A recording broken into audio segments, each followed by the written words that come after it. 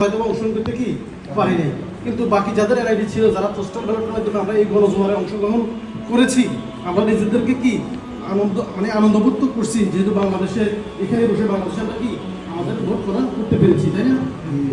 আজকে যে বাংলাদেশের ন্যায় এবং ইনসাফের পক্ষে যে গণজোয়ার উঠছে, এই গণজোয়ারের মধ্যে আমরা যে শুধু পোস্টাল ব্যালটের মাধ্যমে নিজেদেরকে বাসায় দিছি, এতটুকু কি শেষ না আরো কিছু করণীয় আছে?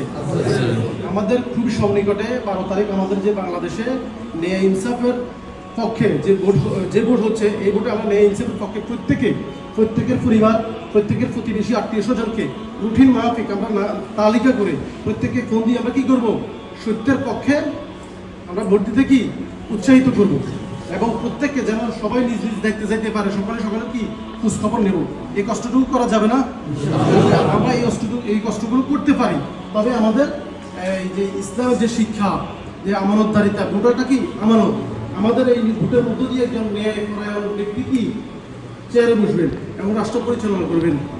তো আমরা যেন সেই নিয়ে ইনসাফের পক্ষে প্রত্যেকে কাজ করতে পারি, এবং আমরা ভোটের যারা পোস্টাল ব্যালট দিতে পারি না এনআইডি না থাকার কারণে, ইনশাআল্লাহ এমবাসির মাধ্যমে সময় এনআইডি দেশে করা হবে, আমরা শীঘ্রই করে নিব, অলরেডি হচ্ছে। তা আমরা আসলে কুরিয়াত গ্রাম এলাকা হতে হয়তো আমরা এই কাজের সাথে অনেকে এখনো অ্যাক্টিভ হতে পারি। ইনশাআল্লাহ আমরা আগামী নির্বাচনে আমরা যারা পোস্টাল ব্যালটে অংশগ্রহণ করেছি, আলহামদুলিল্লাহ, যারা করতে পারি নাই এই জন্য নিজেরা আরো সবাই উদ্বুদ্ধ করে আমরা এই কাজে কি সম্পৃক্ত হব। প্রিয় ভাই, একেবারে শেষ পর্যায়ে